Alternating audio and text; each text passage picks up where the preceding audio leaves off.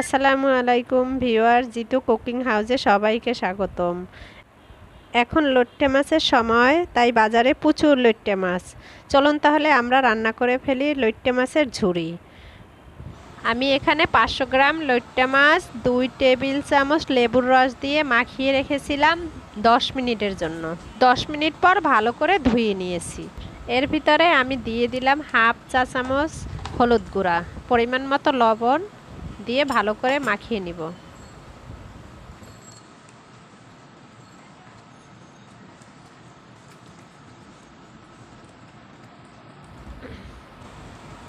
চুলায় একটি প্যান গরম করে তাতে দিয়ে দিলাম 2 টেবিল চামচ সয়াবিন তেল। এবার আমি মাছগুলোকে ভালো করে ভেজে নিব।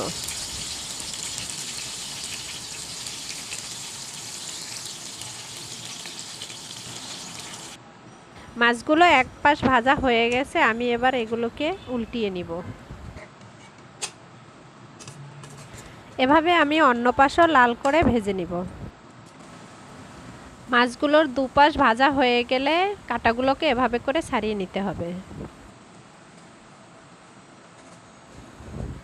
লইট্টা মাছের ঝুরি করতে গেলে অনেকে মাছগুলোকে প্রথমে সিদ্ধ করে নেয়, আমার কাছে এভাবে ভেজে নিলেই ভালো লাগে।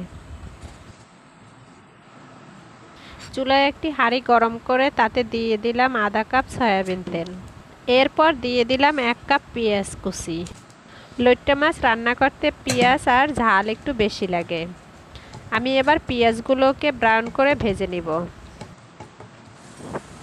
পেঁয়াজগুলো ভাজা হয়ে গেলে তাতে দিয়ে দিব পরিমাণ মতো লবণ,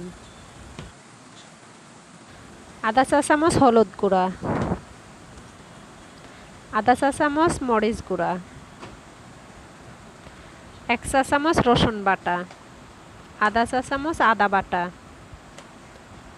1 চা চামচ জিরা বাটা, আধা চা চামচ কাঁচামরিচ বাটা।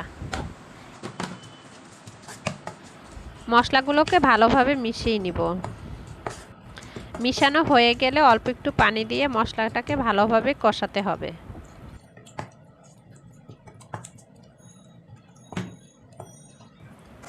আমার মশলা কষানো হয়ে গেছে, এতে দিয়ে দিব ভেজে রাখা লইট্টা মাছ। এরপর মাছের সাথে মশলাগুলোকে ভালোভাবে মাখিয়ে নিব। এখানে আমি কোনো পানি ব্যবহার করব না।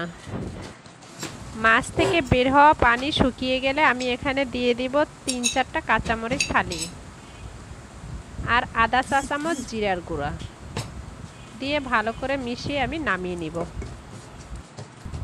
দেখুন ভিউয়ার্স, আমার লইট্টা মাছের ঝুরি তৈরি করা শেষ। ভালো লাগলে আমার চ্যানেল সাবস্ক্রাইব করুন, লাইক কমেন্ট শেয়ার করুন। ধন্যবাদ সবাইকে। আসসালামু আলাইকুম।